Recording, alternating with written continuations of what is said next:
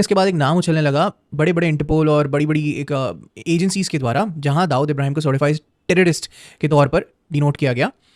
And लेकिन उन्होंने deny किया। राम जेठमलानी अब जो नहीं रहे, उनको कॉल करके कि मैं मुंबई वापस आना चाहता हूँ। इसके पीछे की जो सच्चाई है आप बताना चाहेंगे सर? दाऊद इब्राहिम ने राम जेठमलानी से बात की थी और वो उनके सामने दाऊद ने ये भी कहा था कि मुझे बड़ा अफ़सोस है कि जो कुछ हुआ, ये सब इतना कुछ होगा ये मेरी नॉलेज में नहीं था और ये जो भी कुछ हुआ बहुत बुरा हुआ। उसने ये पेशकश रखी थी कि मुझे फांसी की सज़ा न दी जाए और जितने भी केसेस हैं, ट्रायल हैं, वो आप चलाना चाहते हैं चलाएँ, मुझे जेल में रखना चाहते हैं रखें, लेकिन मैं हिंदुस्तान लौटना चाहता हूँ।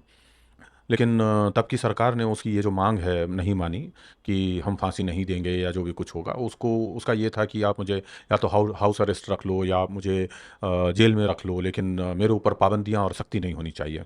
तो इस तरह की चीज़ जो है इतने बड़े मानवता के खिलाफ हुए अपराध में किसी को भी प्ली बार्गेन करने की इतनी इजाज़त कोई भी सरकार दे, ये बड़ा मुश्किल ही था तो और आपके हिसाब से सही डिसीजन था सरकार का?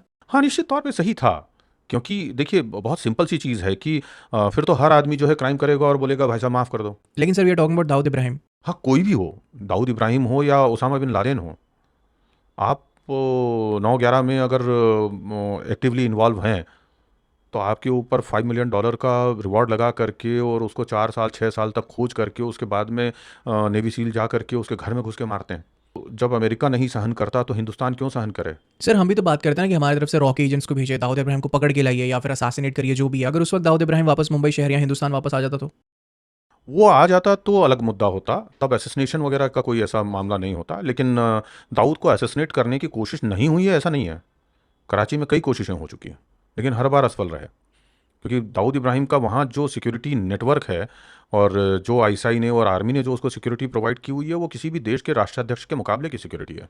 उस तक पहुँचना असंभव है क्योंकि वो जिस इलाके में रहता है वो नो फ्लाई जोन है। वहाँ पे ड्रोन भी नहीं उड़ा सकते आप। आप करेंगे क्या? और उसका पूरा घर जो है वो कंक्रीट वॉल्स से रीइंफोर्स्ड कंक्रीट वॉल्स से घिरा हुआ है। आप वहाँ पर रॉकेट भी अगर लॉन्च करेंगे तो उसका कुछ नहीं बिगड़ने सर वाला। बेशक पाकिस्तानी आर्मी या गवर्नमेंट या ऐसा ये फ्री में तो नहीं कर रही होगी उनके लिए। देखिए उसने जितना बड़ा काम उनके लिए कर दिया है ना, उसके लिए वो उसकी सारी ज़िंदगी जो है वो चरण धो के पिएँ तो भी कम है, जो दाऊद ने उनके लिए कर दिया है या दाऊद की गैंग ने कर दिया है।